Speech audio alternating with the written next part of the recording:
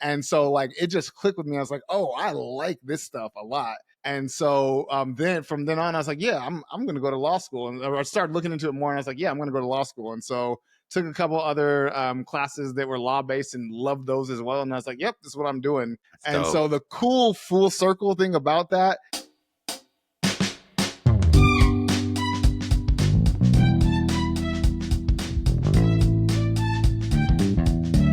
Welcome back to the SwaySide Connection Podcast.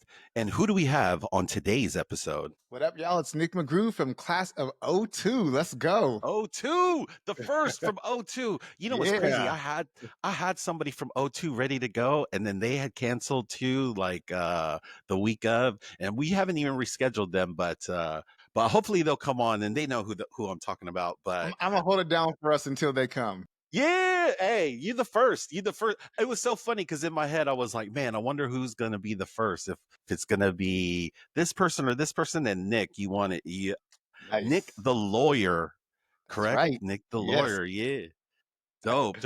Because and I say that because you're man, there's so many different directions this podcast could go because it's so funny. I'll ask this first though. And we'll get to all the Nic the Lawyer stuff too eventually. But how did you find out about this podcast? By the way, I usually ask on IG, we kind of we know a lot of people. I don't know if we ever really knew each other. Like hella, you were friends with like my cousin and my sister, and then I knew you at UW. I'm sure we saw each other a few times. But yeah, so like I kept seeing you pop up, and I was like, oh, I remember Hines. He seemed like a good dude.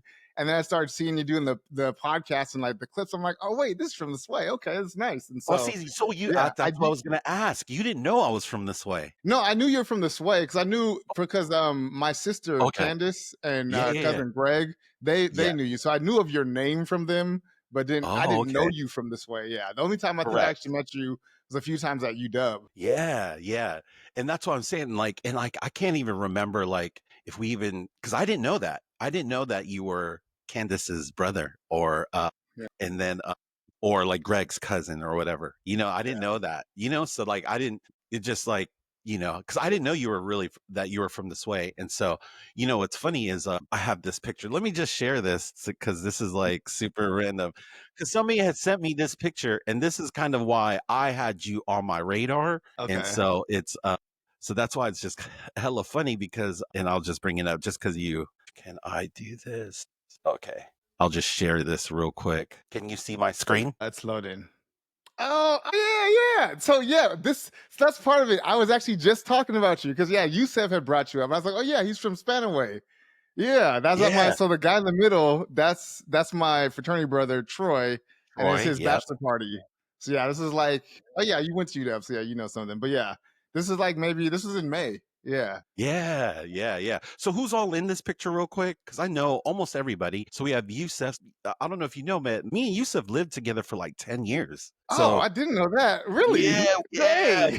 I'm surprised you didn't run into each other more then, because like I'd see Yusef all the time back in the day. See, that's what's so great. That's what I'm saying. Wow, like, I did not know that. Like he knows like half the people that have been on this SwaySide Connection podcast. Like Yusef knows all of them. Yusef. Like literally he knows because he knows almost everybody in my class. So he knows at like, basically, like I said, half the people like, So that's why it's so crazy. Yeah. That's why it's like, man, this is crazy connecting dots and stuff. So that's funny. Yeah. Cause he did, I forget what we were talking about, but I think we were just talking about people from Spanaway at UW. And so he mentioned you. I was like, oh yeah, he went to Spanaway Lake. Oh, that's funny. Yeah. That's the last time I saw Yusef. Yeah. Yeah. So we got on the left, we got Yusef, and then we got Maynard Okereke. He's a hip hop science. That's his social tag. Yeah, he's got a new YouTube channel too for kids. It's dope. Yeah. Yeah, I always tell him, I'm like, man, I wish I had something like that because like I'm like science is cool. Like growing up, like it was just hard, so I didn't realize how cool it was. But like I'm like, dude, I know some of your stuff is like for kids, but like I'm tuned in and I'm watching this stuff too. Exactly. My bad. And then go ahead. So it's Yusef, Maynard, and then Christian. Christian's an actor. He's down here in LA actually. Okay. And then did he go to UW? Yes. Yeah. So basically, everybody here went to UW, and then basically from Christian to the right, we're all alpha, so all my fraternity brothers. That's what's up. That's what's up. And then so I always gotta kind of man, I'll stop sharing this. That's dope. That's crazy. So I That's had some funny. random. So you know what's funny? So you say that, what's funny is like, man, me and Yusuf could have possibly have been your fraternity brother too as well, but our grades weren't good enough because we tried to be alphas. And then like, so we both put in applications and everything, and like we were ready, Oh wow. but then we both got denied because like, man, our grades were terrible at the time. Mine was for sure. Yeah, I think his was too. So because we would have. I think we would have been the year after Z, after the year Z, because Okay. when Z got on, that's when because I'm like we're his year, or I'm Okay. Z's year. Sorry, Yusuf's 2 years younger, so he's class of 2000. But yeah, man, that broke my heart too because I really wanted to be an alpha and everything too. So, but no, man, I like those dudes. So what's so funny too is like, man, I didn't know you had a younger sister until the other day because Yeah. She told me, she was like James was on something, and hey, James, he was having a good episode time. 1, dude, James was gone. He was so gone. And then like he calls me up and like he's usually not as like kind of how loud he was he used to be a lot louder like that growing up, but he's Uh, been so like like after high school like he was so he's been such way more chill than usual, right? And mhm. so like but that night was like, dude, he was super loud.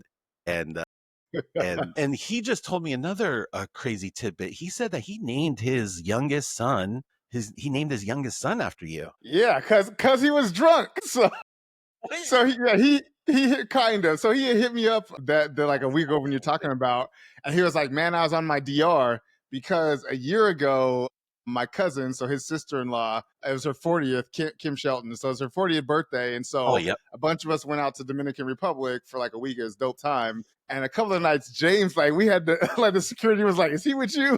And we're like, "Yeah, we got him." Like they wasn't gonna really do nothing, but they're like, basically, get your Yeah. boy. He's on something. And so he hit me up the next day after he talked with you. He's like, "Yeah, I was on my DR, but I was talking to Hines." So yeah, he was he was on it. He was on one. So that's why it was so random because it was like, yeah.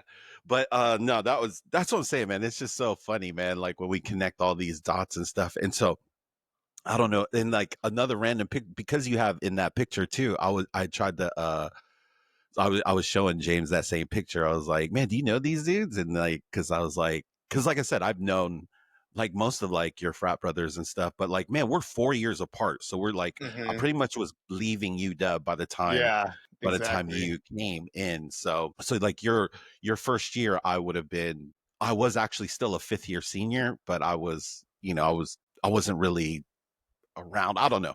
But I Yeah. still that's what's so crazy how I connected with like even some of your frat brothers so like randomly. And I tried to tell James this, but like I don't know if he'll remember this, but man, I randomly had brought in Lowell to James's apartment when James and Greg Wait, lived in Bellevue. Yeah. really? That is I don't know if crazy. Seriously? yeah, do you remember James and That's, Greg living in Bellevue? yeah, I remember Yeah. that. They lived in like a high tower. Wow, that's Yeah, crazy. I Because brought Lou's like one of my best friends still. That's wild. dude, and I brought Lowell to like because we were kind of doing like that's when we were on our ACN tip, and so I was trying to recruit Okay. Lowell during that time. And then basically we one day we were out drinking and we happened to be in Bellevue or whatever, and then I was like, dude, my homeboy lives upstairs, and then I just randomly brought him through, and then he was just like, what? And then Lowell was That's so funny. confused, dude. That's what I'm saying. It's like such a small world, like. Yeah, like I know Lowell pretty decent. That's what I'm saying. It's like, man, how do I know all these dudes? But like, I just missed like connecting with you, and so that's why it's like, Yeah. hey, here we are today, SwaySide Connection, connecting like all these random dots and stuff, and so yeah, man, that's why it's like Crazy. hilarious, easy. That's what I'm saying. That's crazy. Yeah. So the also like when our UW friends, like all those guys that you brought up, like all your alpha frat brothers and stuff, man, they'll just be like, what the hell is Hines doing with Nic? So it's just gonna be Yeah, because so even Yusuf's gonna trip out when he sees the thumbnail because I'm gonna for be like, sure. hey, Yeah. so that's what I'm saying. Man, that's Like I crazy. didn't I didn't realize you realize were there's tight with so Lil. many connections. That's what Oh I'm yeah, saying. I Lil didn't. like I I didn't talked to know. Lil like 3 days ago. He's like seriously What? one of my best friends now still, and for like past 20 years. So yeah, Dude, that's that's why I'm like, Lil was in my cousin's apartment and I didn't know about it. yes, exactly. That's why I'm tripping too, because it was like, that's why it's so funny too, because that's why it's like even you not knowing that I stayed with, like, me and Yusuf lived together like 10 years. So that's why Yeah, it's like in the same apartment in like right by Green Lake. So that's why I was like, dude, it's like crazy. that's crazy.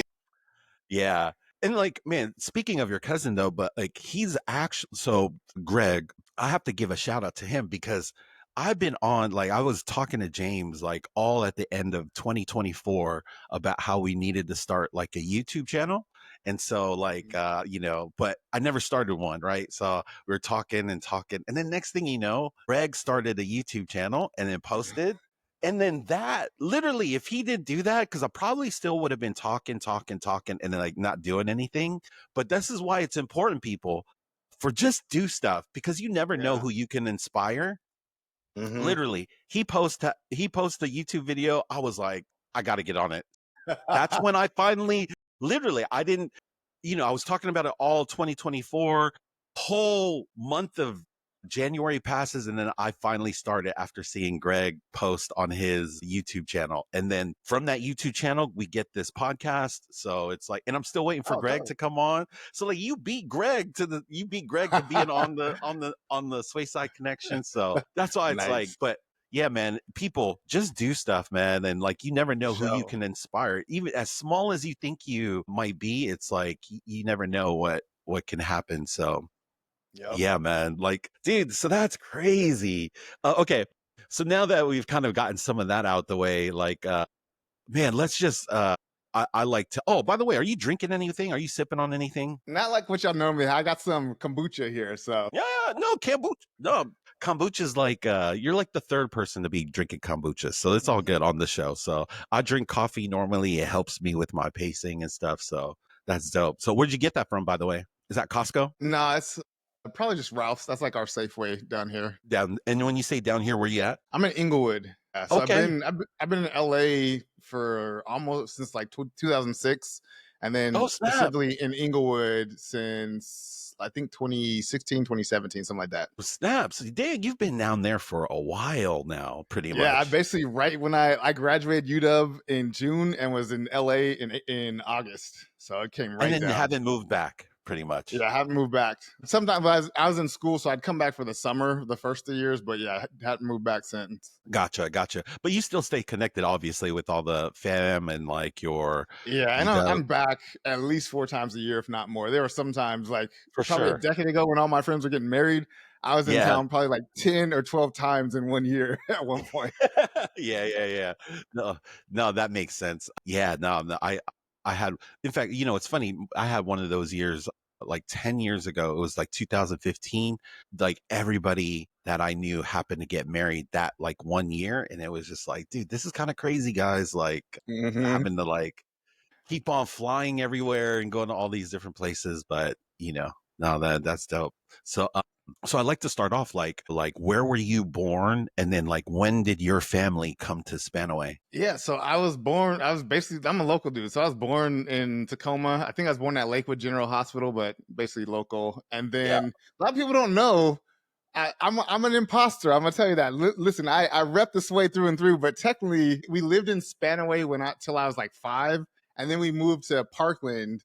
And that's where even when I was going to Spanaway Lake and Cedar Crest and all that, we lived in Parkland, but my grandma lived in Spanaway, and that's where we'd go like before school and after. But yeah, been basically born and raised in the area the whole time. Wow. So you were supposed to go to like Keithley, Washington then instead, Um, or like, I think so. It's weird because I was close. Like I was probably a 10-minute walk to PLU, but I think how the district was, I was supposed to go to Franklin Pierce. I don't know what mm, middle school I would have gone to, but I was yep, supposed to yep, go to yep. FP for high school. But I went to Natchez Trail and then Cedar Crest and then Spanaway. So we stayed See, Spanaway yeah, side the whole time. yeah, dang, that's crazy. Okay, that's interesting. So, um, why was that? Why was that? Why stay on the Spanaway path? I think part of it was that Spanaway schools were like at least slightly better.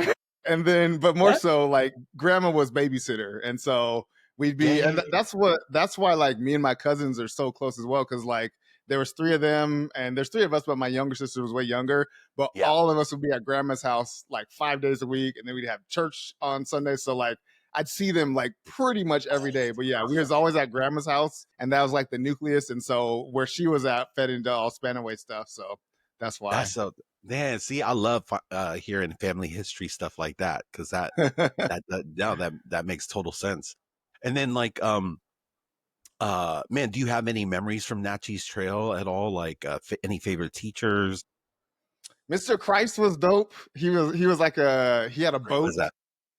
But he was 6th grade. He had a boat, and he always talked about sailing, and his like room was like nautical themed. Who else? Miss Honeycutt. I don't remember anything super unique about her. She was 5th grade. I just remember I really liked her. And then I did a 3rd and 4th grade. I had the same teacher because there's like a 3rd and 4th grade class combined, and it was Miss Anderson. I don't think I remember further back than that. But yeah, Mr. Christ was the homie. He was cool. Yeah, no, that's what's up. Did you do any extracurriculars there at Natchez Trail? Yeah, so I mean, I started out playing clarinet, so I was in band, and then did all the sports, played football and baseball and basketball too. And that's actually where Lisa 2002 know my nickname is Sugar Bear or Shug, and that's where I got it. So my 4th grade football coach, Dan Caramandy, rest his soul, he was my friend Dusty. It was his dad. He was the coach, and he said that I reminded him of his friend in high school that they called Sugar Bear. So he started calling me Shug.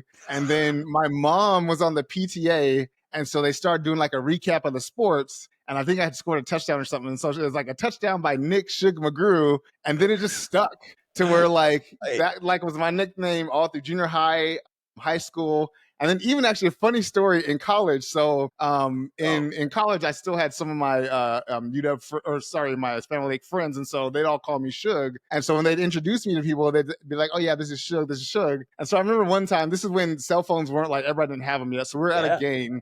And one of my friends was like, hey, I gave my friend your number. She's going to call. And I was like, all right, cool. And so she called. I missed it. So I called back or whatever. And she, for whatever reason, didn't realize the number. And so I called. I'm like, hey, who called? She's like, Becca, I think, or whatever. And I'm like, Janelle wanted to call you. This is Nic. And she's like, who's Nic? And I'm like, it's Nic. And she's like, I don't know a Nic. I'm like, Janelle's friend. She's like, I don't know a Nic. I was like, you were at my house like 2 days ago. And she's like, I don't know a Nic. I know a Matt, a Shug, a Mike. I was like, Shug, that's me.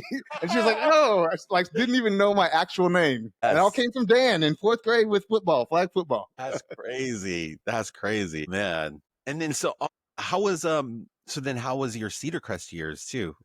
Same thing. Like, do you have favorite teachers, classes? And then like what type of extracurriculars did you do there? Yeah, Cedar Crest, I stayed busy. I think my favorite teacher was, what was her new name? She got married when we were there. She was Miss Riggin before. And then I think she became vice principal, but she was the band teacher and leadership teacher. So Cedar Crest, I stayed busy. I was in band all the time, and then also was in ASB.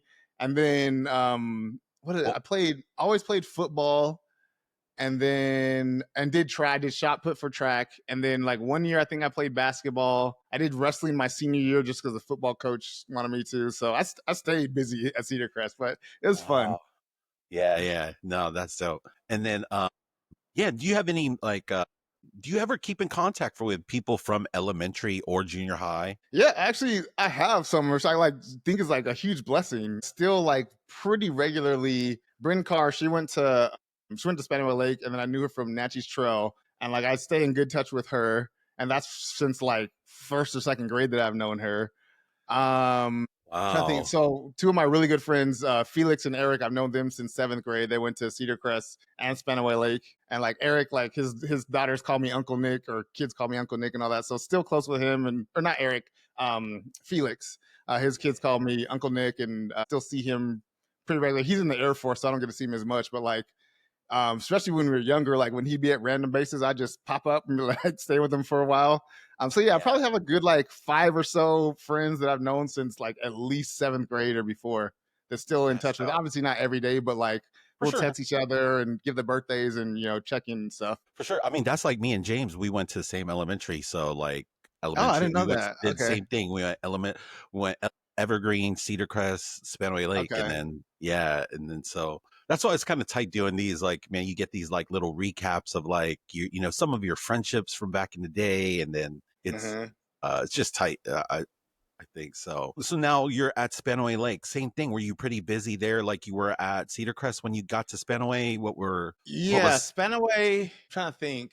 I think I was class VP the first 2 years, and then I was ASB VP my senior year, and then did band and jazz band and football. So yeah, stayed busy, but Oh, yeah, had a lot of fun. yeah, Yeah, and yeah. those were What? the good football years too. I didn't play my sophomore year, but like our class, I think we still might be even is the winningest class because my sophomore year they went to the Sure. playoffs, and then my junior and senior year we went to playoffs as well. So yeah, those are the glory days of Spanaway football. Yes.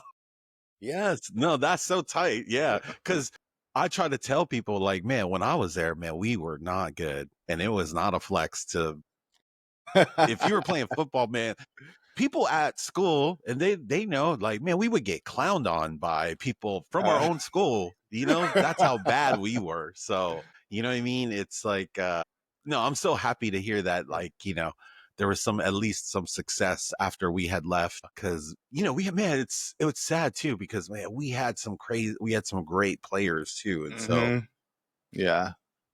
it's just a shame that like we just couldn't put it together. So it's good to hear that you guys did, and so Yeah, we were how come you solid didn't when I play? was there. How come you didn't play your sophomore year? I thought I didn't want to, and so I was like, "Yeah, I think I'm done with football." Because Yeah, I was a lineman, and I was relatively small for a lineman, but I wasn't fast enough to for really sure. do anything else. I was Yeah, a good lineman too, though, and so I just like, "Yeah, I'm gonna just chill, and I'll do band, and I'll do ASB, and then like going to the games was fun, but like I really missed like the working out, I missed the teamwork, yeah.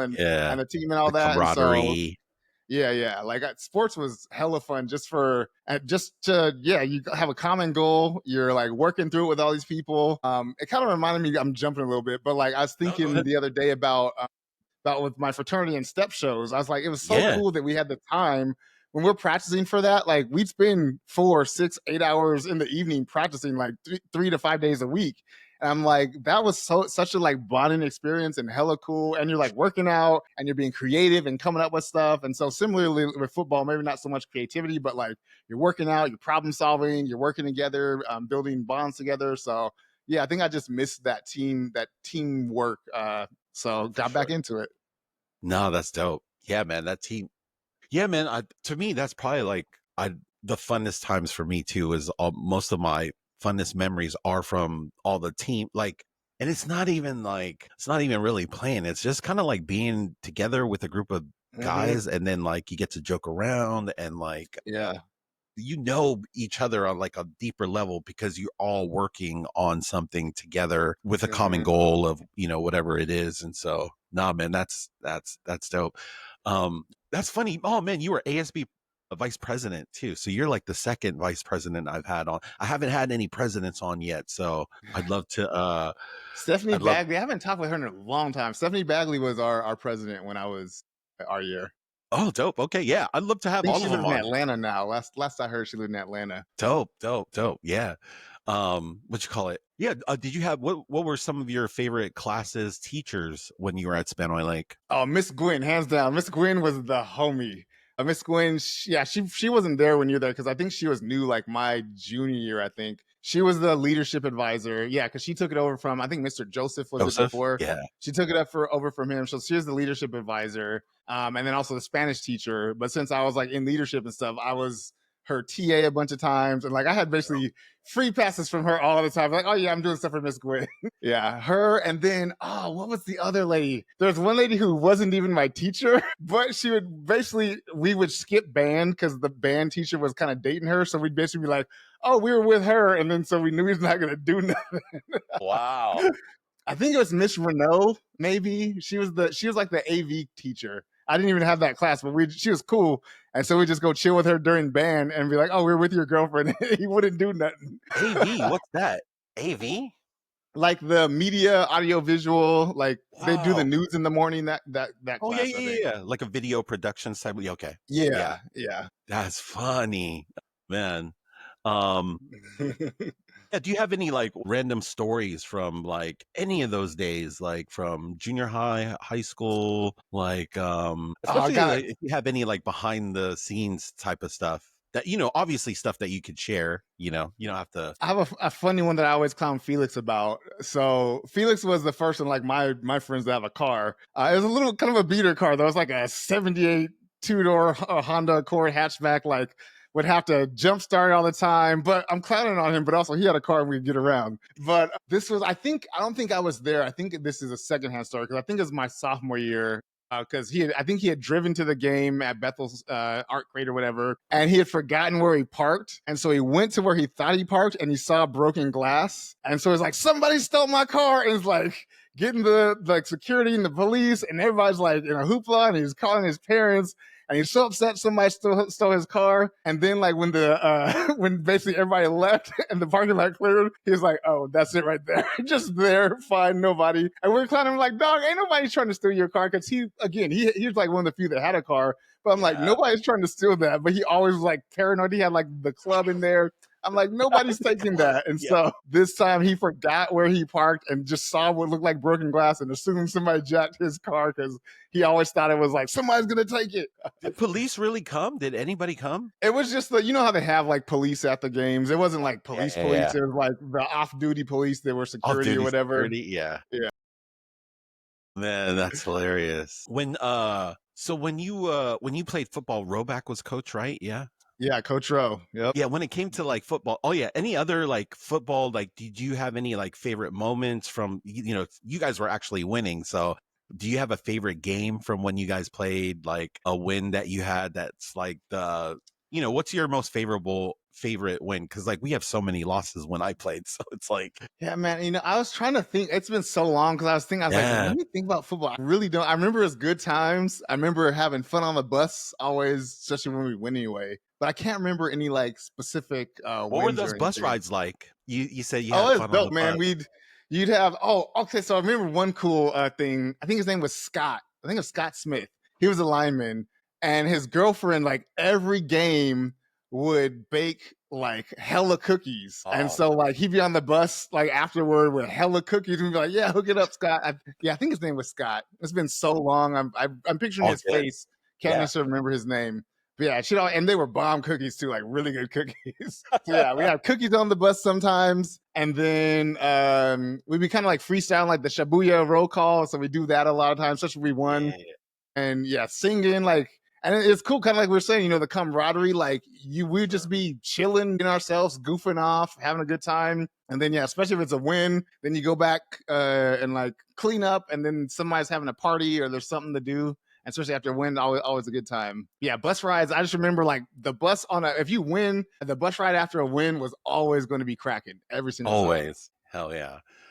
Did you work at all when you were in high school at all? No, I didn't work. My parents, I mean, I was always also very broke, but my parents were like focused on school and all the extracurriculars so you can get scholarships and that sort of stuff. So yeah, I didn't work. I was very privileged in the same where I didn't work in high school either. So that's why it's always kind of curious to see, like almost everybody that I've had on had like, I didn't realize how many people that I've had on had like worked, like had their first job in high school. What was your first job then? My first job was my first like real job. I do random like yard work and that sort of stuff. My first real job was at UW. It was working for UPS. I was a preloader. It was a grind. So I'd be the one, my shift was like, I think 2 or 3 a.m. to 8 a.m. So I'd be there in the middle of the night loading up, or my job, originally I was loading up the trucks and then I moved to, I was like the package scanner, whatever, organizing it. But yeah, I'd be there in the early shift where we load up the trucks so that when the drivers come at like 8 a.m., they're full with all the instructions ready to go. So that was a grind as a college student because college students don't go to bed until like 2 o'clock. And so I was basically having to start work then. And so I'd be trying to go to bed at like 10 o'clock, but my friends are up having people over, music and stuff. Yeah, so I was sleeping in like 4-hour spurts. It was a grind, but like it paid like $10 an hour. And back then, like that was a lot of money as especially a first job. And then also they gave tuition assistance. So like once you work there for, I think after 90 days or whatever, they would reimburse you like $1,500 for tuition. And when I started UW, that would cover it, and then by the end, it wouldn't fully cover, but it get close. So yeah, they reimbursed tuition. So yeah, it was so, and I had health insurance. Like I hadn't had health insurance for like 2 or 3 years. So I was like, oh, I can go to the dentist. Oh, and that's stuff. dope. So yeah, it was a good setup, but it was a grind. It was a hard. The timing was hard. How'd you get that one? How'd you get that? I don't even know how I heard about it. Yeah, I don't even know how I heard about it, but I just like I was basically like, I need to figure out how to pay school. Yep. So the tuition assistance was what kind of stuck out to me. Did you work with any of your friends work there too, or were you the only one there when you were there? Yeah, he was my roommate at the time, Matt Smith. He worked there. I think that was the only one that worked when I was there. Yeah. Yeah, because that's a dope setup. Like, and the fact that you only have to work there 90 days and they're already giving you like extra money. Was cool. After 90 days, you got health benefits. You what a quick tuition reimbursement. Yeah. No, that's so dope of that they did anything like that.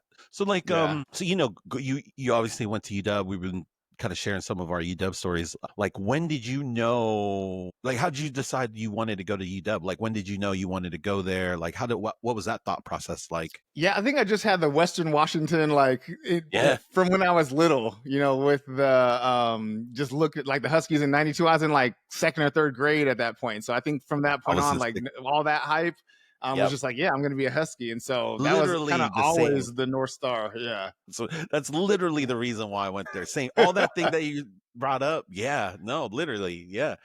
Just seeing the Huskies on TV. And like you said, they were national champion. Like it was that. Yeah. Like, So I want to be a Husky like all the time. I think even when I was applying to schools, I think I applied to UW, Western, and USC, and I got into all 3 of them. And so now I really can say USC is University of Second Choice because it was my second choice.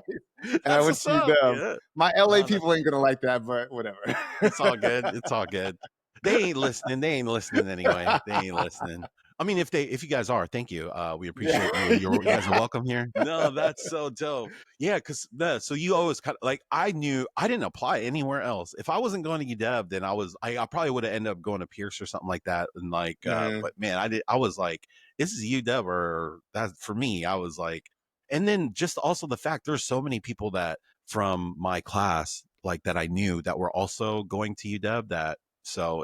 There's so many of us. There was like a big old group. So we didn't have a ton, but there's people that I was cool with at the time. So like I was roommates with Mike Garassi freshman year. And so I knew him. And then is he your year? He's your year? Yeah, Mike Garassi's my year. Tony was his older brother. Yeah. Yep, Tony was there my freshman year. He was a senior at UW when I was a freshman. But yeah, Mike was my roommate. Shayna Snover, his last name's Raphael now, but Shayna Snover, Miss K's daughter. Oh yeah, Shayna. Yeah. Yeah, she went there. Bryn Carr, I mentioned earlier. My homie Chris was there. I'm trying to think. I feel bad because I'm like, I know I'm missing like 2 or 3 people, and I'm gonna feel bad I left them out. Oh, it's all good. It's all, dude. We're talking about 20 years ago, so it's all good. Yeah. Like, 20 plus years ago. So, what dorm were you in when you were roommates with? I was in McCarty 3 South. Oh, so that was the north side of campus, next to like I think McMahon, and McCarty was the further one. The furthest, yeah. So that's where, man, this is talking about small world. So in my dorm, we were in McMahon and we had a cluster. In our cluster, there was 4 of us, and 4 of us from Spanaway. Like that was, so we kind of, we wrote in, and then like, we didn't know if they were going to put us together, but we wrote in that we wanted to kind of be close to each other. And then they put us all in the same cluster. And that's then dope. So it was tight. It kind of worked out. But then we had these 2 other guys that went to Rogers, and one of those dudes was Shayna's brother. Talk about small world. Galen, right? Yeah. That's his name? Yeah. Because he was there my senior year too. So I'd see him sometimes with Shayna. Yeah. Oh, see, dude, that's so crazy. So it's like, so that's what I mean. Like such a small world. Cause like he was in our cluster too. So that's it was crazy. Like, super crazy, like super duper crazy. That's what I mean. It's like, so funny. Just, like connecting, like I said, connecting all these dots and stuff. And so, so then now you're at UW, and then like, man, what was that like, coming from Spanaway? How was that like taking classes at UW coming from Spanaway? It was good. That's one thing I actually am super thankful. Like I felt like I was a good student too, but so I like applied myself, but like I felt very prepared when I got to UW. Like I wasn't, I mean, it was challenging and hard, but I wasn't like, what am I doing? So yeah, I felt like really prepared to go, which was good. See, me, I was the opposite. I did not feel prepared. And like you were like, you were like, yeah, I applied myself. I did not apply myself. So when I got to UW, I was like, man, I can't fake it here. Like I really kind of got to like study and stuff. And so it was just, it was such a culture shock to me. And it was, and I think for me, coming from Spanaway too, I was just not used to at UW. I was just not initially just not used to the amount of like white people that was at UW. I was like, whoa, like being in all my classes, I was just like, this is different for sure. This is different. And then, so like, I was really timid, which like, people from Spanaway know I'm pretty loud. And so it was just like, I don't know, it knocked me off my square for sure. Like when I first got there, it definitely took some time to get accustomed. I mean, obviously, look, by the time I tried to apply to be like an alpha, like when I was trying to go through that process, like I had so much stuff I had to overcome by that time. It was like, so it just kind of shows you my grades were just not very good in the beginning. But speaking of that, like, so how did that path to joining a fraternity, like how did that happen for you? So I had known about, like, especially with the Black Greek letter organizations, I'd known about them and had like thought about it. And I think my freshman year, was it my freshman year? Yeah. I didn't know that they actually were on UW's campus. And then one time in the hub lawn saw like a step show or something. I was like, oh. And then I think I saw like a probate there too. And I was like, okay, I actually have an option to do this here. And so I kind of started looking more into the various ones. And wait, you said you saw a probate? Probate? What's that? Yeah, that's basically like your coming out party. So you go through your pledging, and then you have like your show basically. And gotcha. So I saw that, I was like, oh, okay. I was like, I didn't realize they had them on campus. And so started kind of looking more into just the organizations like nationally, just as a whole. Yep. And then I also started looking into, I was like, okay, let me look on campus, because these are going to be the people that are actually, my brothers that I'm going to know well. True. And so when I was looking at it, like, president of NSBE was an alpha, president of, this organization was an alpha. I think at the time, Seattle had just gotten one of the council members, who now is the mayor he was alpha. And same with Tacoma, somebody in Tacoma, the politician, was the alpha. So I was like, okay, the network with alphas locally is good. And I also like the national organization. And then also the guys were cool too. So yeah, that's kind of what made me choose alpha. And then you look historically too, because like MLK was an alpha, and then that's partial. All those things kind of resonated with me too, and it's like, I was just friends with alphas too, so that's partly why it was, it makes sense. So what year was that when you joined? I crossed in 2004, so it was my sophomore year. Okay. Dope. Yeah. No, man, that's dope. That. And then, so like, when did you know any of those guys that before you joined? Like, were you friends with any of them, or like when you joined is kind of when you kind of met everybody, or what was that like? Especially for the people on my line, I'm trying to think. I think I might have met Lil one time, but everybody else on my line was brand new. Randomly enough, another small connection. One of my line brothers went to Bethel High School, Adrian. Yeah. I was like, what? There's two people from Spanaway here on the same line? Yeah. But yeah, I knew some of the people that were alphas, like didn't know them, but knew them, and like had been seeing them out and stuff. But yeah, for my line brothers, did not know them until the day we started pledging. How many was in your line, by the way? We started with 7 and ended with 6. Okay. Dope. Yeah, man. Man, that's so crazy. So do you still go to do you guys go to any events that has to do with do you do any of that stuff still, or? Not really. I'm financial, so I pay the dues for one of the clubs down, or the chapters down here, but I'm not active.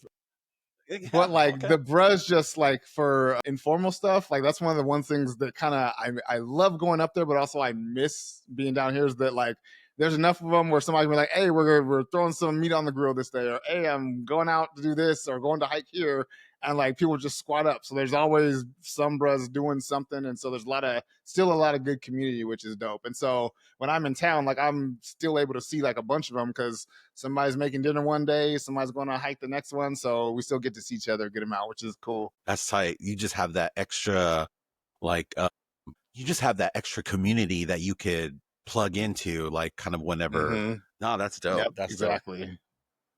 And then, so then now you're at UW, and then like, how did you? And like, I mentioned earlier that you're Nic the Lawyer. How did that pathway? How did you get to that pathway of becoming a lawyer? Yeah, so the first little seed was planted. I think I was like in 9th or 10th grade. There was a show called The Practice. It was about a law firm basically. And I liked watching the show. And my dad was like, well, if you want to be a lawyer, you could be a lawyer. And I'm just like, yeah, whatever, not really thinking about it at all. But I was like, oh, that'd be kind of cool. And so then when I got to UW, email still kind of new then. And so I get an invite to be on a listserv. They're like, hey, we're like a UW organization. We're trying to get more people of color into the legal field. If you want to join this listserv, there's events and information and whatnot. And I was like, cool, more emails. Like now I'm like, no more emails. But before then, you weren't getting a billion. So I was like, yeah, let me sign up. And so ended up going to like one or two of the events and like met a couple lawyers and judges. I was like, oh, this seems kind of cool, but whatever. But then it was my sophomore year. I was taking a business law class and it just clicked. Like the law is very logical and ordered and there's rules. And that's kind of how my brain works. And so like, it just clicked with me. I was like, oh, I like this stuff a lot. And so then from then on, I was like, yeah, I'm going to go to law school. And I started looking into it more and I was like, yeah, I'm going to go to law school. And so took a couple other classes that were law-based and loved those as well. And I was like, yep, this is what I'm doing. And so the cool full circle thing about that is that, so I'm a lawyer, but I'm also a professor. And so I teach basically the same business law class that got me into law. Like made me want to do it. I teach that class now. Yeah. And I tell my students that I'm like, y'all might be lawyers from this class. And so you can tell me thank you. Yeah, but that's dope. But yeah, I'm like, it's super cool because I'm like now teaching the class that really made me want to get into this profession. Dude, I mean, you could hear it in your voice too, and just like that's what's tight about finding like what you like to do hella early, and then now you've got compounding like effort and focus into like, I mean, when it comes to business law, I mean, like, just I don't know. You're probably the dude when it comes to like stuff like that. So it's like, just because of compounding efforts over years and years and years, like, like you hit that. Like, so wait, what was like your then? So I bounced around. I came in with engineering and then was like, oh, this is really, really hard. I don't know if I want to do this. And also for whatever reason, I was in a rush. I was like, I got to be done in 4 years. So I came into engineering and they're like, most people are going to take 5 years. And I was like, I don't know if I want to do that. Yeah. And then I think I was like a comms major for a little bit. And then I was a business major, which I liked. But by the time I kind of got into it, again, it's going to be 5 years. And I don't know why I was in such a rush. So I ended up, once I knew I was going to law school, I was like, you know what? everybody was just like, take something where you have to read a lot and you have to analyze stuff. And so I remembered my freshman year, I took, I think, Ethnic Studies 101. And I loved it because I'm like, this is the real history. Like all the stories they've been telling us, it never really added up to me exactly. And I'm like, but this makes sense. And so I really liked that. Who was your teacher? It was Connie So, Dr. Connie So. Yeah. Randomly that I still remember her. Well, I was an AES major and she was dope. Okay, yeah. So I was getting to, that's what I was. I was an AES major. So that's what I ended up doing. Oh, you were an AES major too? Yeah. Oh, that's hilarious. Damn, I didn't know that. Okay. Yeah, because Connie So, that it's funny too because she taught AES, but then like man, kind of random, but like her husband's white, and so it's just kind of funny because like people would like try to call you. I know, right? So that's why it's like no, but it's all good. It's just like it's still no. She was one of the best teachers I've ever had. Yeah, like she was dope. She was super dope. Like just I feel like if there's any teachers that helped improve my writing, was Connie So for sure. Like she, yeah. That's so crazy. See, damn.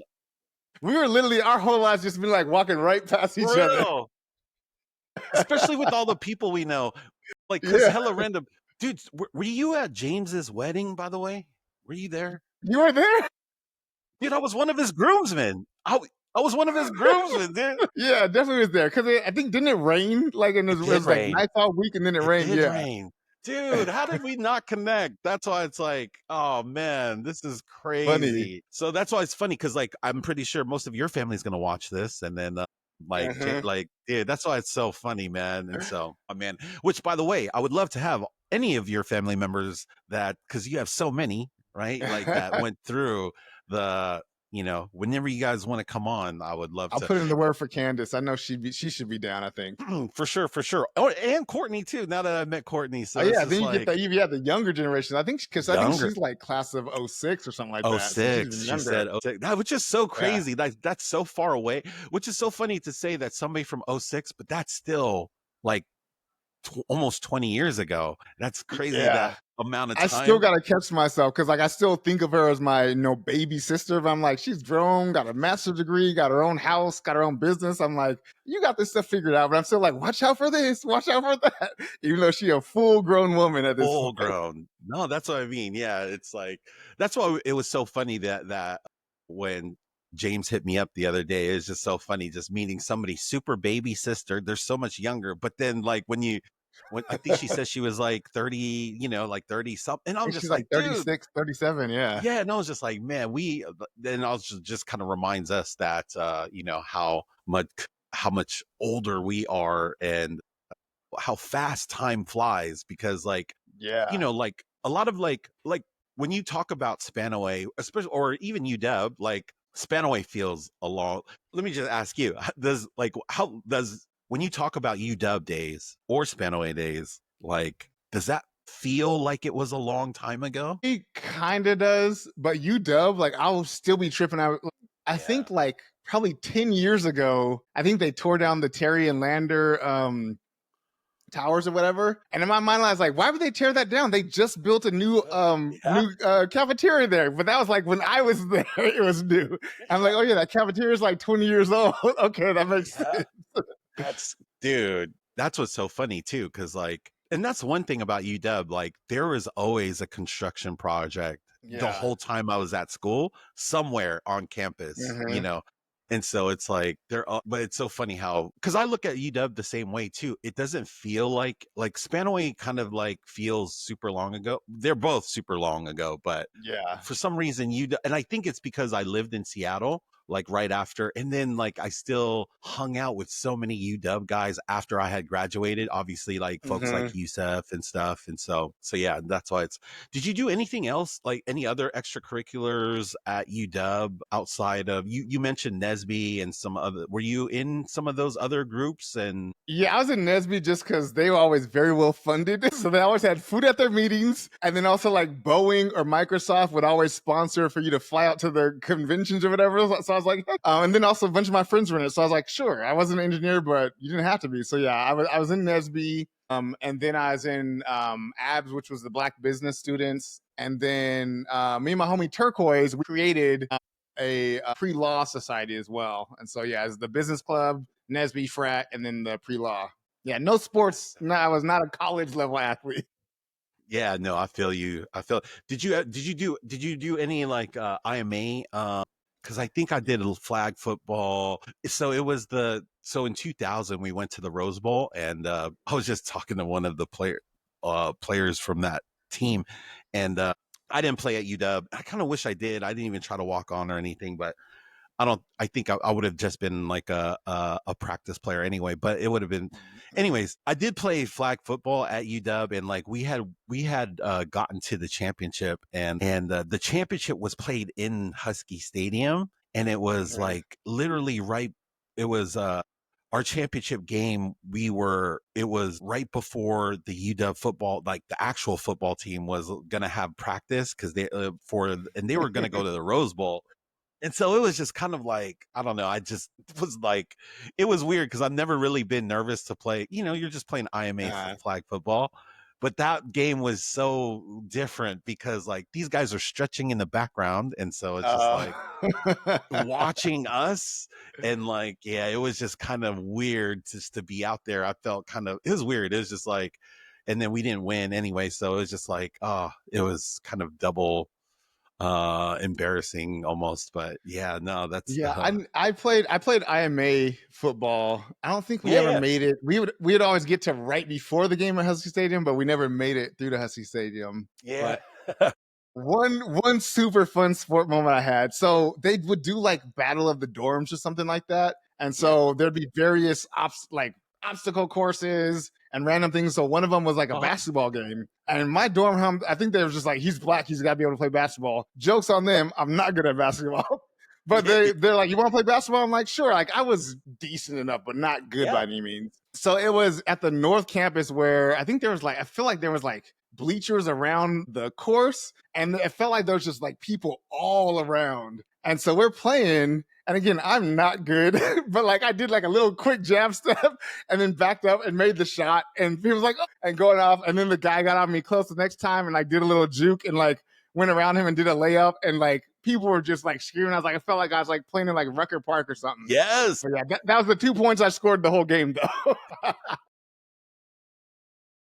Hell yeah. I love those. But, Yeah, man. That's so funny. oh, another one. This is not my sports moment, but I'm going to say this. This is for my sister, so I can talk crap to her and all you Cougars out there. Oh, my freshman year, I was a freshman and Candace was at Wazoo and she was a senior. Yes. And so we were playing the Rose Bowl at Wazoo. I think it like snowed or was like ice storm. It was cold. Apple Cup, you mean? Yeah.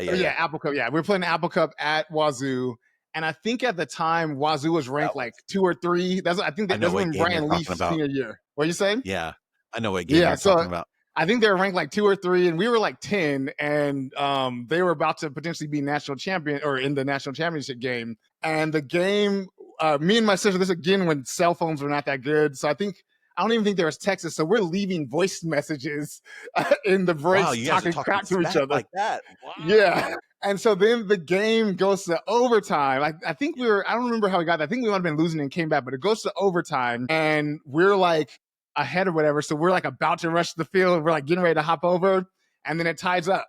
I think it went into like 3 or 4 overtimes that game. We ended up winning, and then we're all like waiting, trying to see like, should we go? And then somebody's like, rush that. And then so we're like, we all hop over and like on the field, just dancing, partying. And then they're throwing like beer bottles and stuff. So it's kind of dangerous, but like that was like my peak UW sports moment, like coming back for 4 overtimes, rushing the rivals field when they're ranked better than you. Like there was so much on the line, and yeah, that was a dope game. That was the Nate Robinson game, I think. Yeah, because he did something like he did PI, which people were like, that's bad, but it actually was a good play for him. He PI'd to where we were able to do something else. Yeah, that was his only year he played, because then he stuck with basketball after that. But that was the year he played. Yeah, he had, that's what I remember, like Nate Robinson being in that game, and like that was intense, and that was man, that's tight. You were there. I've never been to Pullman, so I have yet to experience that was a fun game. So I talk a bunch of crap about Wazoo, and I'll always talk crap about Wazoo, but one thing I will say is that because they had nothing else, and like you just had the school, they had like so much community. Like every time I'd go out there, it'd be such a bomb time. And even people like that I met the time before be like, hey, because they have nothing else to do. So they're all kicking it. And like, we had good times and good parties at UW, but Wazoo didn't know how to have a good time, a party better than we did. I do got to say that. I think there's something to say about that, like that's something that brings your community together. Because I also feel like a sort of a similar thing about like people from Spanaway, like just kind of knowing that, you know, when you meet somebody from Spanaway, it's kind of like maybe not exactly like that, but there's something about having, you know, like coming from or being a part of a thing that's like, it feels almost small in nature because, you know, Pullman's not big like Seattle is. Because I feel like, man, Cougars are like, they're probably one of the most spirited, but yet connected group of people. You know, and so that's why I give them props, because it's just like kind of like what you're saying. It's like when you have that like smaller sort of community feel, that kind of brings everybody together. And I feel like Spanaway's similar in a different sort of sense, but it's kind of like you kind of had that same feeling. But with Wazoo though, it's like, nah, yeah, I mean, I'll probably end up going one day. I'd like to see like an Apple Cup there one day, because like I think, man, that's like such a peak memory for you. That's so dope. Yeah, That's so that dope. was because again, I'm a freshman, so this is like I've been at school for True. a month or two. To have something like that, that was like wild. Oh man, that's true. So you're just like, yeah, you're brand new too, man. Were you like a season ticket holder? Did you go to all the games, all the football games and Yeah, stuff I like had that? the I think the Husky Pass or Dog Pass or whatever. Yeah, so my freshman, definitely, I think senior year we were not that good, so I didn't go to all of them. But freshman year I went to every single one. Sophomore year I'm pretty sure I did as well. And also same with basketball. That's like the Nate Robinson and Brandon Roy years, so we were like really good at basketball then too. God, you had some great man. You had some great football years that span all the things that like I wish we had. Like you had a great football teams that span away when you were there. We did not. And then like, man, you had some great basketball teams when you were at UW. Oh man, because that's like.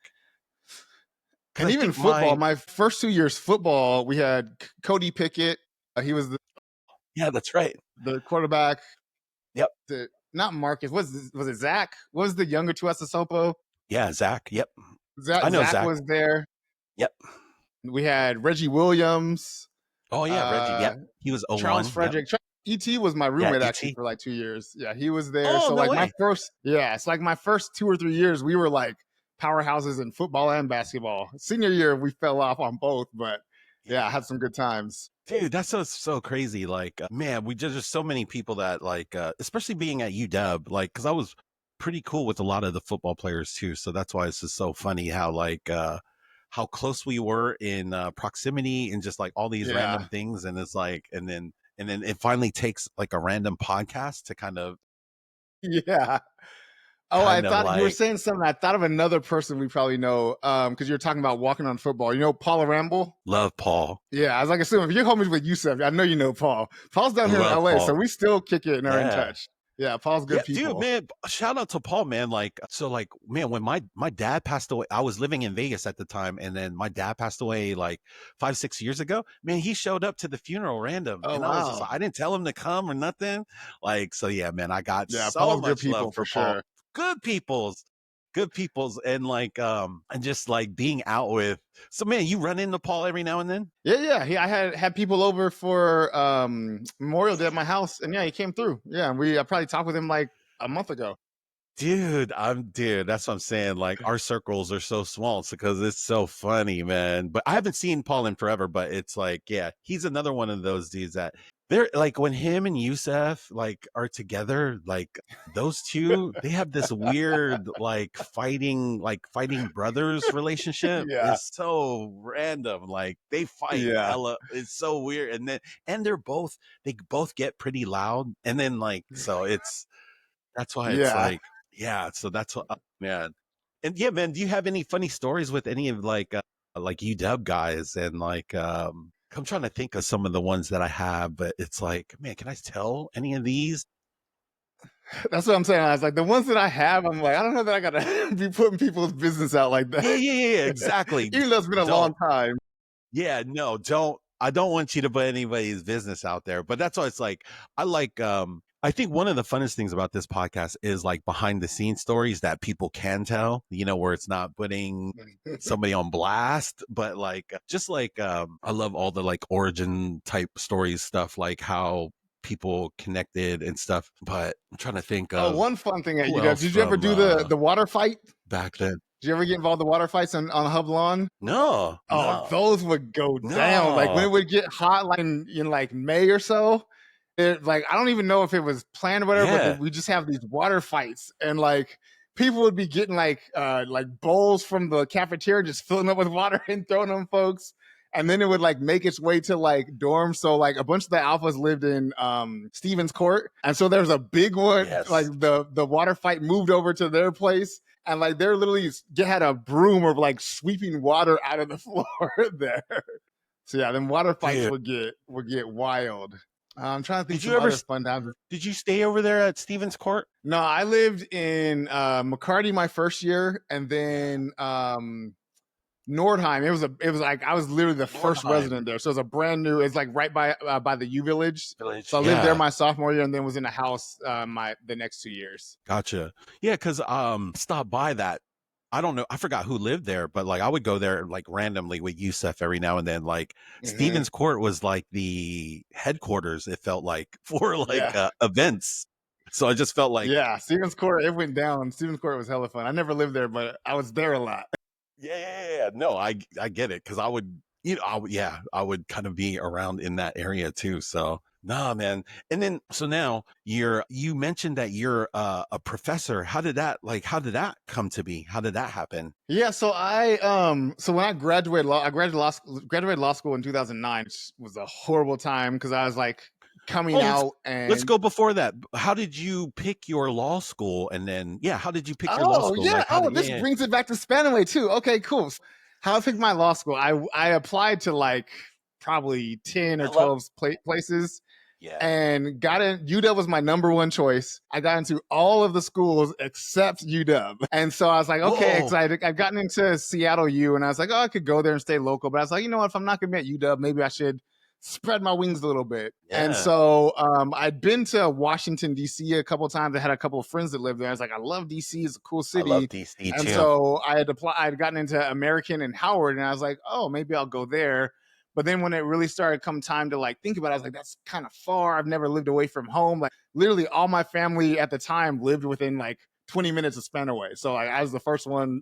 I was in Seattle and I was far away. Yeah. I was like, I don't want to go too far on like East Coast. That's a whole like time zone change and all that. So I was like, let me look at schools on the West Coast. And I remember Miss Parker from Cedar Crest. I had her all 3 years. And she used to always talk about Pepperdine. Her son, I think, ended up going to Pepperdine. She'd always just talk about Pepperdine and how it's a good school, and it's in Malibu, and they film Baywatch in Malibu, and would just always talk about it. And so when I was like thinking about schools on the West Coast, I was like, oh, let me see if Pepperdine has a law school. And they did. And so I was like, okay, I looked into it. It was a good school. And so I applied there. And then when I'm like visiting some of the schools, Pepperdine just like was super like warm, like super welcoming, super friendly. And I was just like, oh, it seems like they actually care. And if I'm going to be away from home, I want to be in a place that I feel like I'm not just like another number, because some law schools are super competitive and cutthroat. And Pepperdine was like, I got the feeling, and they said it too. They're like, we're collaborative here. And like where that is rang true. Where is Pepperdine exactly? It's in Malibu. So it's like on the coast, like 45 minutes north of like the city of LA.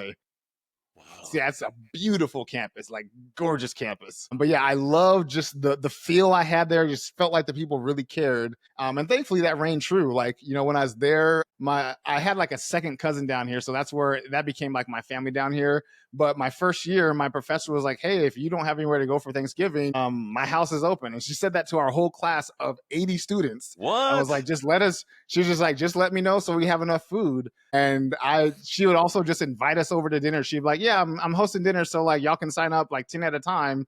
And we just go over to her house and chill and have dinner just cause. And I did that with a couple of professors to where they're just like, yeah, we're just here to talk, here to be, you know, a community, here to just break bread together. And so it was good. It made to where law school, because I had some friends that went to like more cutthroat schools, and you have rumors of people like stealing books or like cutting out pages. And we were like, hey, that's the book you need right there. It's on page 54, like helping each other out. So it was really cool. It was a very good law school experience. Yeah, it was a good experience for law school for sure. So yeah, I had that. Dude, go ahead. I was gonna say, man, like I feel like when you just kind of talking about like some of your decisions and stuff throughout life, like, man, it feels like, I don't know how to say it, but it feels like a lot of situations line up for you to make like because like almost like all the decisions that you make seem like really like easy choices, like the way you display them out. And I feel like a lot of times when other people, you know, just in general, even myself, like when it comes to making some decisions, it's much harder. And it's like, man, can you speak to like, I don't even know how to ask this, but how do you, when it comes to like decision making, like how does it feel like it always seems like you put yourself in like some of these like like in the right spot, when it comes So to like I'd say making decisions a lot and of it stuff. more so is I just ended up in the right spot. How I got there, not so sure. But I think with decisions, Yeah.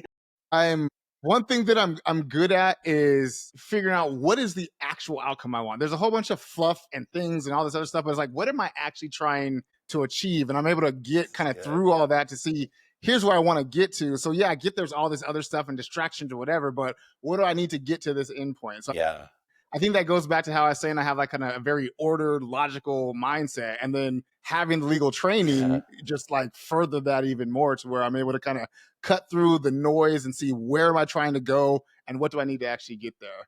But also a lot of it too is whether you want to call it luck or blessings or fate or whatever. A lot of it's that because Yeah. I tell my students, like I kind of tell them how on my journey, and I'm like, if you had to ask me how I thought I was going to go, it was going to go from point A to B. But if you see how I went, it was like all around like this. And all these things that I thought were bad or mistakes or setbacks ended up putting me in the right position that I needed to get to advance to the next place or to get a step further in where I wanted. Oh, that's dope. Okay. No, that's so dope. So you were talking about Pepperdine again. You were yeah. Sorry, because I kind of interrupted talking you about those setbacks when you were. actually. Yeah, so I graduated from Pepperdine in 2009. So the economy's bad, and lots of lawyers that had graduated 2 or 3 years before me, they're getting laid off. And so now I'm a new lawyer with no experience competing with the lawyers that have 2 or 3 years experience as well. And they also were not paying. They were paying like the amount that I could have gotten a job right out of law or right out of undergrad. I'm like, I went through 3 years of law school and passed the bar to make like $2,000 more than what I could have made 4 years ago. And by that time, if I had gotten a job, I'd be making way more. And so I was applying for jobs that I didn't really want and wasn't really getting anywhere. And I always knew at some point that I wanted to have my own firm. And so since I didn't have a job, I was like, all right, well, you can't just sit around all day. You got to be like, building something in yourself. So I was like working on my website, working on my business plan, reading practice guides and just learning more about the law and how to do it so that whenever that time came, I'd be ready to open up my firm. And so I had a friend from law school that she had a job and they needed like some extra coverage. And so she was like, we'll train you. It's not a full-time job, but you'll have a project here and there and until you don't need it. I was like, great, I need some income. And so did that. And it made enough to where I'd work like 1 or 2 weeks out of the month and I could pay my bills. That's it. I wasn't making crazy money, but I could at least survive. Surviving. Yeah. And so meanwhile, again, I'm planning on my firm. And at this point, like a year and a half has gone by and I've been applying to all these jobs that I don't want. And I originally thought I should be starting my firm 2 or 3 years when I'm done. And I'm like, I don't even have that experience other than working with my friend. And so I was like, maybe I need to like pull the trigger. And so I had a project with that friend again, and it's in New York, which was cool. It's a 1 week project that turned into 2 weeks, that turned into 4 weeks. And like, I felt like I was like the man. They were like paying to fly me out there. I had like a suite at the W where I had like a separate living room, 2 bathrooms, a bedroom. They're paying for all that. Had like a crazy per diem. They're like, try not to exceed $150 a day. I'm like, I'm from Spanaway, $100 a day on food? Oh, I'm rich, Yeah. So I was like a great gig. And then somehow I was like copied on a wrong email that showed like what the actual company was paying. Because there's me and my friend and one other person there doing all the work. And then saw what the company that hired me got paid. I was like, oh, I'm doing the wrong thing. I need to be the one owning this. On the other side. Yeah. So that's when I got home, I was like, you know what? I need to just try to go for it. And so I launched my website, started telling friends I'm open for business. And I looked out and had one of my really good friends who's still a great friend and client today. I was doing business and real estate law, and she was a commercial property manager. And she hit me up like 2 or 3 days after I had said I'm open for business and was like, hey, you do real estate, right? And I'm like, yeah. And she's like, great, we just fired our attorney. I'm going to have my boss meet with you and hopefully that can be your client. And so I got my first client within the first week, and that client had like a ton of real estate. So I wasn't making crazy money, but it was enough for me to, keep the bills paid and get started and grow. And so that was good. And it's such a blessing. And so then I'm like grinding it out for the next couple of years, trying to build up the firm, build up the client base. The hard part about it though, is that, I was like 27 or so. And so What I've learned now is most of my clients are my peers. 27-year-olds don't have the ability to pay for a lawyer. And so it's hard to build out clients and to like really get it sustainable. And then I finally got it to where I'm like, okay, every month I have like a certain amount coming in that's like comfortable and it's like, it's going. And then I was like, this is a grind though. And I don't know if I want to do this the rest of my life. If I have to, it's cool, but I don't know if I want to do this. And so I was like, what are some other things that I used to think about, or what are some other things I'd want to do? Because I love the law. I just didn't necessarily like how I was practicing it. And so I was like, oh, teaching something that I've always wanted to do. Okay, real quick, before you get into the teaching, because I feel like, man, you did something that like, you could say it in passing. That's like that, hey, I found out how much, these guys make. And then I decided to do my own thing. But man, for so many people, it's like a, they call it imposter syndrome and like all these things, like, and people are just scared just in general to do any. I just kind of told the story earlier about this YouTube channel, just like I was scared to start it. Like, how did you just like, what would you say to people that want to start something, whether it's a business or a YouTube channel, or they want to be creators or whatever it is, but they're scared to do it? Like, how were you able to like kind of start, like, do your things and start your own thing? And like, what would you say to somebody that is maybe is like a little discouraged or scared, or no? This is more so what I've learned. I would say do it, because a lot of times you're afraid to do it because you're like, I'm going to fail or this is not going to work. But I'd say do it because this might not even be the thing that you need to succeed at. This might be the thing that you learn something from that gets you in the position to do the thing you really want. Kind of like how you were saying, you like start a YouTube channel and then that turned into this podcast. So do the thing and don't worry about failing. As long as you're paying attention and you're going to learn from it, it's not failing. It's just setting you up for the next opportunity. So that's kind of the knowledge that I've kind of learned. And then another one too is you got to fake it so much that you've convinced yourself that it's real. It really is. That's how I've gotten over the imposter syndrome. Yeah. I remember with that client I was talking about, the first time that I sent an invoice, it was like, I think it was like $1,200, which again, 27 years old, I'm like, that's a lot of money. That still is a lot of money. But I'm like, that is a lot of money. And so I'm like, sending it. I'm like, is he going to be mad? Is he going to like think I took too long? And also I had shaved a bunch of time off. So I probably should have charged more, but I was like afraid that he was going to, be upset. And so I send it, and then he like calls me the next day and he's like, oh yeah, we got your invoice. So we'll get that to you next week. And also I need you to work on this or that. Like he just went in passing, didn't blink on it. I was like, oh, okay, that worked. And then like you send a couple more and you're like, okay, this kind of works. And now when clients ain't pay, I'm like, yo, run me my money. What are you doing? So that confidence level from the beginning, that just shows you too, that confidence where you're a little timid just to send the invoice, to now it's just like, man, it's so funny. Like, and I think I think there's something about that. And I think, man, you dropped some golden nuggets on this podcast today. I'm thankful for it. Just like, man, sometimes you really got to like, and because a lot of it comes down to belief, right? Like, and so I think like you have to come like sort of like you said, fake it enough, which ultimately if it comes down to belief in yourself. And so it's just like, like just having that confidence in yourself to do that. No, man, that's dope. Okay. So now you're like, okay, I don't know if I want to like continue this grind of the, constantly going out, trying to get clients and then so how does this teaching opportunity come? Yeah. How does that come to you? So one of that early on client that I had, the real estate client, this is again an example of just fate or blessings or whatever, making you do certain things that set you up. So that client had real estate has lots of tax issues. And so they always had a lot of tax stuff. And most of the law, the answer is kind of how well you can explain it. But tax is one area where there's a lot of times very clear right or wrong answers. And so I was like, I'm not touching that because I don't know the tax super well. So I was referring out a lot of business. And I was like, man, I'm sending out all this business. I need to learn this so I can just do it myself. Yeah. And so I ended up getting a LLM in taxation. So I like learned about the tax stuff. Randomly have not really used it that much, but I got an LLM in taxation. And so fast forward to when I'm applying for, it's a master of law. So you get a JD is your law degree, and then a law degree, it's general. So you just get a degree in law. You can do criminal law, JD business law, real estate, whatever. A Juris Doctorate. Okay. Yeah, Juris Doctorate. So yeah, Juris Doctorate is just a generic law degree. It's you can practice any type of law.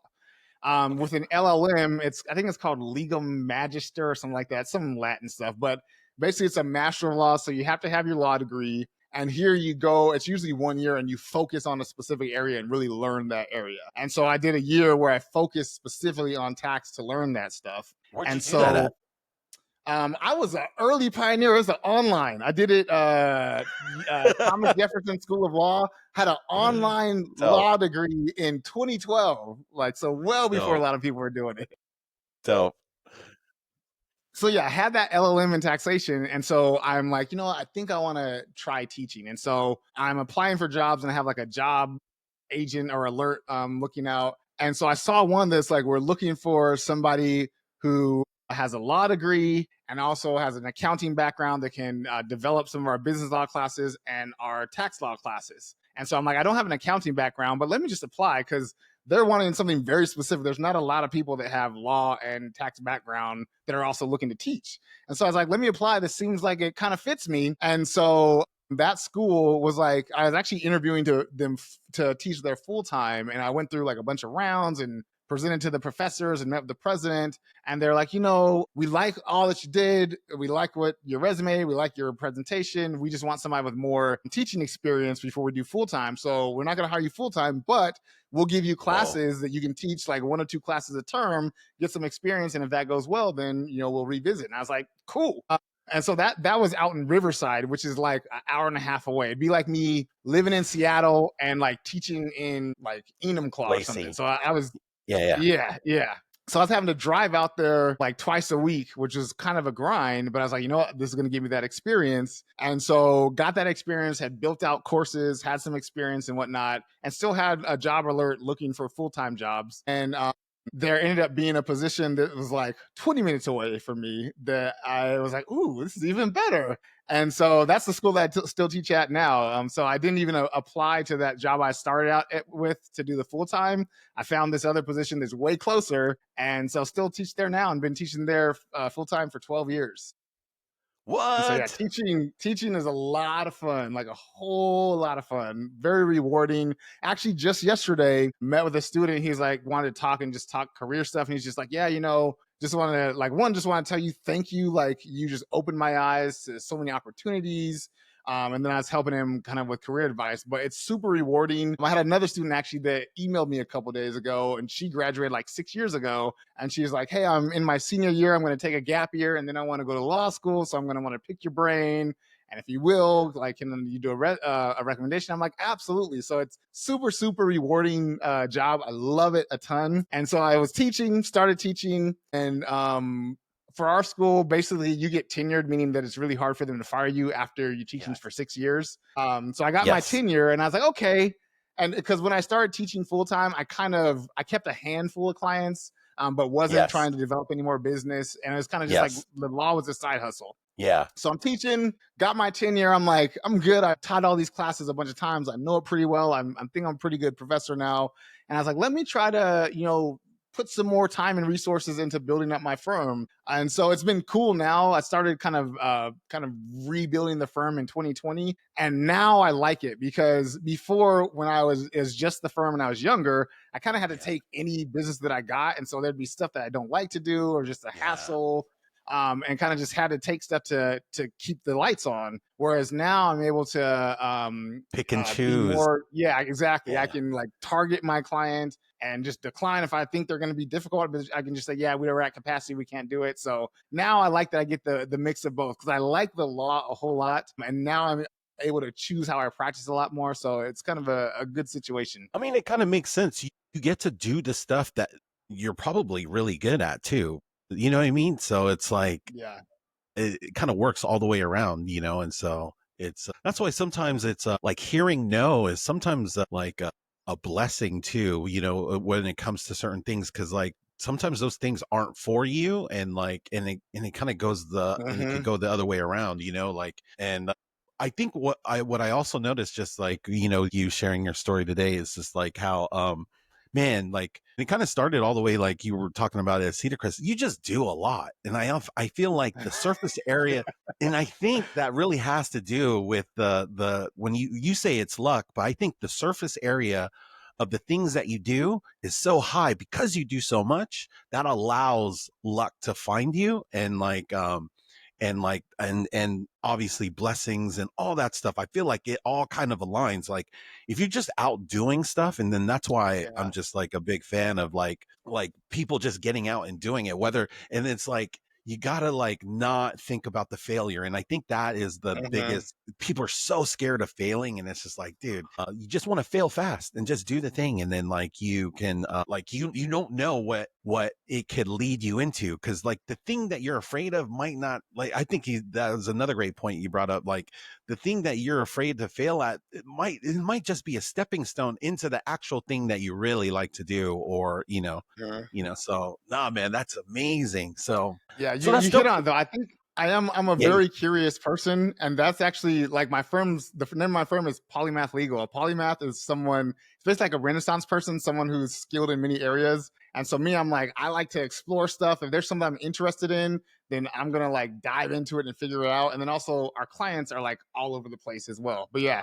that kind of curiosity, I think for sure, curiosity has definitely opened up a lot of doors for me. Yeah, hell yeah, no, that's dope. So then, like, you're taking clients out on now, or you're okay, that's dope. Yeah, and then and then you teach full time. So like, how is that juggling both now that you kind of said that you're kind of getting back into the into the grind of taking clients on, selling, selling your firm and getting your firm's name out there and all that good stuff. Like, what's that like? It definitely can feel like a lot sometimes, but also like a full-time professor schedule is, especially when you're like as in the groove as much as me. Like I think the last new class I taught was maybe like 3 or 4 years ago. So I have all the planning, the slides, everything. It's like small tweaks. And so like my teaching schedule, I teach Tuesday mornings for like 5 hours. I teach Wednesday evenings for 4 hours, and then Tuesday morning for 2 hours. So I actually have a good amount of time. And obviously you got to grade and other stuff like that. But as far as when I have to actually be in class,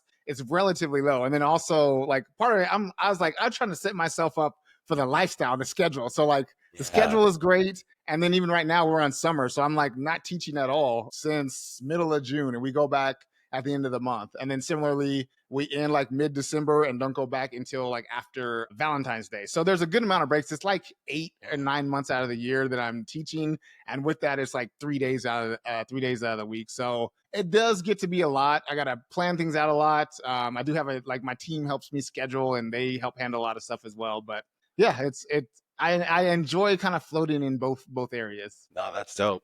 Yeah, shout out Polymath Legal, man. That's a dope name too.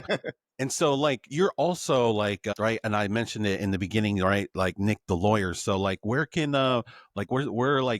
where can people find you? Because you make great like legal content and stuff like that. Like, yeah, where can people find you at? Yeah, it's Nic the Lawyer, NIC the Lawyer, the no K in Nic. So Nic the Lawyer on Instagram and TikTok is where I'm typically at. And then also just Nic McGrue on LinkedIn. I have some stuff on there as well. Dope. I got another fun UW story. Yes.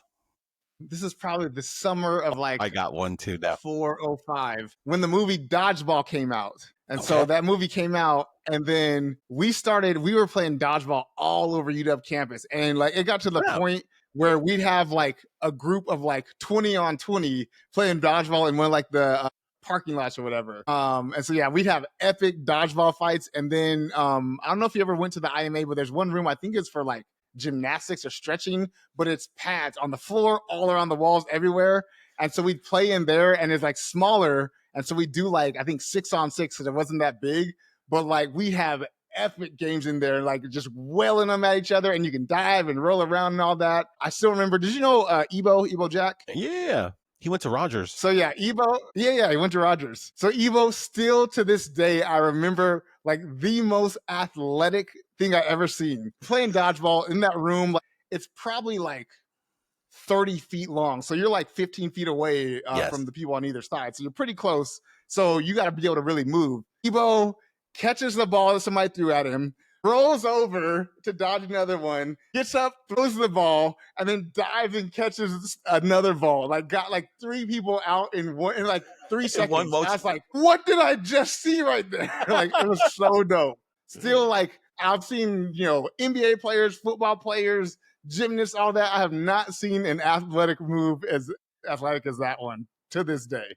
It's so funny you bring up the IMA, like, because, dude, like when I was there, the IMA was kind of run down, and like basically they remodeled the IMA right when you got there. So, like, the IMA that you're talking about is so much nicer than the IMA that I had when I was there. So it's just like, by the way, for those that don't know, UW IMA is basically the what does IMA stand for? Is that intramural or something like intramural activities. It's basically like a super bomb gym, like an amazing super bomb gym for the students. Amazing gym. Yeah. It was super bomb by the time Nic got there. Yeah, when I was there. Yeah. It was okay. It was just, I mean, it wasn't terrible, but like when I seen the new one, it was just like, dude, these kids get all the nice stuff. Like, man, so it's just like, it was hella nice when I was there. And even with the IMA football, our regular field had like really nice field turf on it too. So even when we weren't playing in Husky Stadium, like our IMA field had like really good turf super on it nice, as well. super nice. Like, man, I mean, that's the one thing. Like UW just the state or wherever the funding, alumni, whatever, man, that thing is caked up. Though they put a lot of money into that place, and you kind of see it, So and like we kind of get to, at least like, yeah, man, we definitely get to enjoy it. So I can't remember who was there. There's like this, and this is like maybe after we had graduated, so I can't remember, but it was like in the 2000s sometime. Somebody had a barbecue, and it was like on a rooftop, and I can't remember. I was there with Yusuf. Yusuf's the only one that I remember kind of being there, but I forgot who exactly was there, but it was like, name your suspect of all the people that we've kind of mentioned in this podcast that was from UW, right? And man, I forgot how we had access to this rooftop, but it was dope. It was like a nice day, and then like and when I get there though, the barbecue hadn't started yet, and what was so funny and made me laugh because it was basically I was the only person there that wasn't black, and we're doing this barbecue, and it was kind of funny because it was just like, dude, nobody could start the barbecue. It was just a regular charcoal barbecue. And I was just like, dude, nobody knows how to do the charcoal. And I was just like, man, I just couldn't stop laughing because I was like, okay, you guys are really making the Samoan guy here do the barbecue for you guys. And it's like, so, but no, man, I have so many memories with like name all like those dudes. And so it's just so funny. A lot of it's, obviously we're like out doing like just dumb stuff. So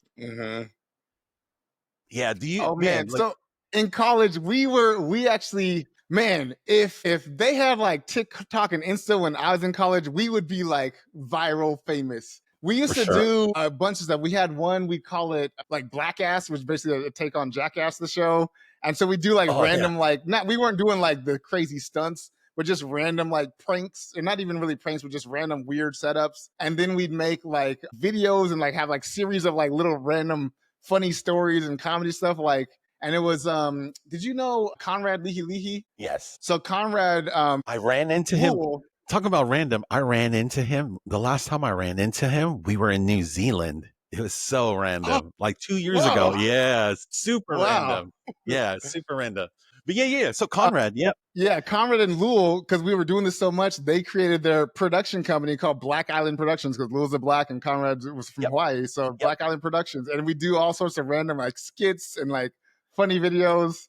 We were just ahead of our time, dude. For real, if that was a channel, man, that could have easily went viral. All the like, that's what I was saying. Like our generation of, that's what I'm saying. Anybody 40 and up, like, man, we kind of have like a little bit of background of like, we're we're not strangers to the camera, but I just feel Mhm. like a lot of people feel like they're too old to kind of make content. It's like, okay, maybe you don't want to make that type of content that, we made like, when you guys were in your 20s and stuff, but I still feel like there's like, there's a huge need for content creators that are like 40 and up. I think that's just Yeah. my viewpoint. You know what I mean? So it's just like, because I think most, the 40 and under crowd dominate. They're probably 95% of the content that's out, out there right now is all 40 and under people. So Yeah.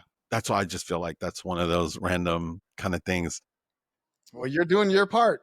I'm trying to get more people too, so it's, no. Spanaway. Now, is there any like random businesses or like things that like you used to like go to back in the day that maybe, sure, you could still be around or maybe even not around anymore, but like, or any like just random geographical spots that you just remember No. outside of school, obviously, but like, I remember it was off of, I think it's off of 168th and Pacific, kind of, or maybe 176, wherever it was like the block before where Kmart was in that whole complex. 176. There was, 176. Okay, yeah. So I used to love the Dollar Chinese there, which now I'm sure my stomach couldn't do that. But like when we could get out, I think junior you kind of could leave, and then senior year you definitely could leave for lunch. And so that Dollar Chinese, man, I stayed eating the Dollar Chinese. That was always bomb. And then my boy Felix worked at Arby's, so we'd always go there because he'd give us like the big hookup. Yes. And then also my guy Mike, he worked at the Jack in the Box. Jack in the Box used to be the spot right across from the park on 152nd. Like after games or whatever, Jack in the Box was the spot. But yeah, Mike, he worked there, and he'd always get us like the giant. They didn't even give like giant milkshakes. We'd always give us like giant milkshakes. Like we'd go through, and he'd be like, "You got to order like one like value meal or whatever," and then I got you. So we order like one value meal with like 6 of us in the car, and then we get like a value meal and probably like 4 burgers, hella fries, and random sides, a couple milkshakes, all that. Yeah, that's what's dope about like just being in high school, like when all the homies work somewhere, like at all the food places, it's like, man, you could kind of, because like McDonald's was kind of like I think eventually Jack in the Box became a spot, but like, man, I still remember like the early, like just my sophomore, junior year, just really being at McDonald's a lot, especially like after football games and stuff like that. Which is funny because they're both kind of real close to each other, the Jack in the Box and they're McDonald's. like in the same complex, I think. Exactly. So. Yeah, Jack in the Box was the spot after things, or at least during my years. Yeah, no, that's that type of stuff interests me. Like, yeah, where did people hang out after we had left? So it's just like, did you like, man, when you were in high school still? So like, because you're so many years younger. Like, were you still renting movies at that point and stuff like that? Was that still around? We were like. Yeah, movies for sure. We were like, when I was in high school, the burning CDs had like just started to kind of be a thing. Burning DVDs. I remember we actually had one. So like, me and who was it? I had a friend, and we would always just like we'd burn CDs and then bring hella copies and like actually sell them, which super illegal. Super illegal, especially as a lawyer now. Yeah, I know. And then even I remember I made like a graduation mix that had like, remember like that Vitamin C song and End of the Road and all the like, goodbye songs. And I probably made like 30 or 40 of them. I was selling them for $5 a pop as like my mix. And like I gave it to a couple people, and people were like, I didn't know there's a mix. And I'm like, oh yeah, I'll bring more tomorrow. Now I'm just like slinging them. I probably made like a couple $100 off of those mixed CDs. That's right, man. It's so interesting to just see the evolution of the internet and like, how like just through different generations. Cause like, I definitely remember that time too. And so it's like, but I was older and like, it's just so interesting. Just I remember even though getting to UW when they had the like the T3 Ethernet or whatever, because like when I was there, like I didn't even try to download a movie at home because that's gonna take days. Like so, like an album might take like 10 or 12 hours to download. So UW, I forget what it was called, but it was like this internal server. So they're all basically connected, and you could get movies in like basically almost in today's speeds. You can get a movie in like 2 or 3 minutes. And like that was a game changer. Like music was just like instant. And that was like a huge game changer. I still remember now that he's like, I think it was like 2001. I remember downloading somebody's, like using somebody's computer in the dorms in 2001. And it still took like, to download a movie, it probably still took like 2 or 3 hours, which is at the time, which is like That was fast. fast at the time. Yeah, fast, which was kind of a trip though. But it was like, that was like, I remember that was like a normal thing, like stop by somebody's dorm, connect to the internet, download this movie, go do stuff. And then like by the time it comes back, then you were kind of like all good. Yeah. And that, but it's so funny, like how, like, I don't know. It's just like, man, kind of being around fast internet like that. That's just goes back to like UW having money and like having like fast technology and like stuff like that we were able to like grow up around and stuff. So, yeah, so like when, like, man, especially like you kind of being away now, like, by the way, any last things that you may want to say to like classmates, people you haven't talked to in a hot minute, or before I kind of land the plane here? I'm gonna just say, class of 2002, we didn't have a 10-year reunion. We didn't have a 20, so maybe let's try for a 30. I'd love to see y'all. Hey, you know what? I feel like, and I told this to the class. I told this on my, on my last posted interview that the class of 2000 didn't have a 20-year because of COVID. But I'm like, man, I feel like 25 is still kind of like like, I think people could still get together and get a 25. I mean, it's for them, it's this year right now. It's like, people would have to start planning stuff out. But for you, that's still 2 years away, and I feel like, that's crazy. You guys didn't have a 10-year or 20 or, like, but yeah, we did like the 10-year, because like Facebook was like huge at that point. And so I wasn't the class officer, but I was working with the class officers, and like we reached out to like reunion planners, and they're like, we don't do 10 years because nobody comes to it. Because like Facebook was like huge then. So they're like, yeah, you just know what everybody's doing. And then 20, just I didn't hear anything, nothing really happened. Like the 10-year they tried, I think we were trying to plan stuff, couldn't really get it together. And like, I was out of town, so I'm like, I can't do any heavy lifting. And then I think last minute, somebody's like, we ain't got nothing, but I'll be at a bar on this day. So I think like some people showed up. But yeah, for the 20, I don't think we really had anything even trying. So yeah, it'd be cool to see everybody, because like I said, I'm in touch with maybe like 5 people, very regularly, and then maybe a total of 15, maybe once or twice a year. Sporadic, super sporadically. Yeah. And a lot of people I have not seen for 10, 20 plus years. So it'd be cool to see folks. So let's get it together. Let's go. Yeah. I'm a big, I think 25 is a decent, and especially for your class that didn't have a 10 or a 20, it's like, I would try to get like, and you have 2 years to like try to get something going. So, all it takes is somebody to like basically take the lead, and a little bit of planning. So who knows? But yeah, I feel like this is another good reason for people to, because it's funny how you brought up Facebook, how like, hey, you kind of know what everybody's doing, but you don't. And like this podcast kind of makes me realize that, like, I see, all your posts, I see X, Y, and Z or whatever. It's like, but man, it's so different when you get to sit down and really talk to somebody about whatever their experiences are, how they're doing, like it's just on a whole different level. So I'm a big fan of like, anything that kind of can bring people together, like physically,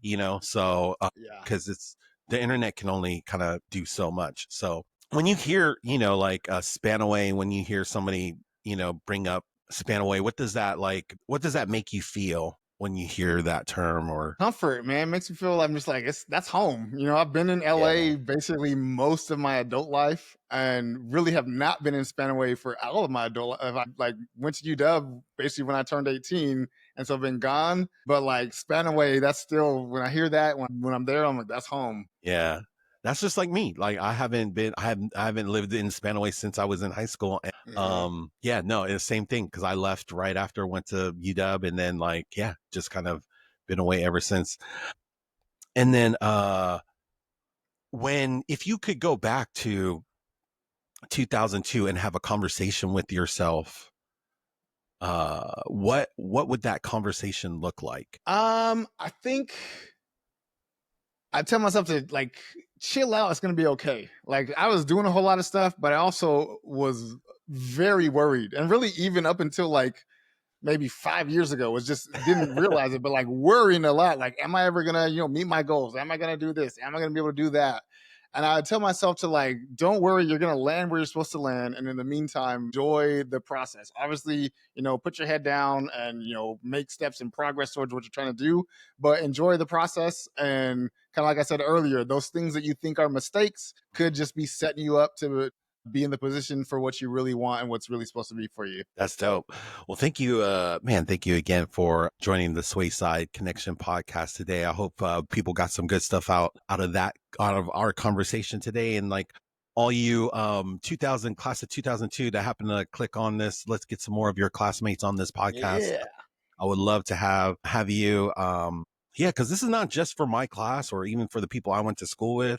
Like this is kind of just for people from Spanaway in general. So there's no rules. People are always like, "Oh, I didn't really graduate." Like, man, I've had 2 Bethel grads on already, so there is no rules to this. Like, this is just kind of like whatever.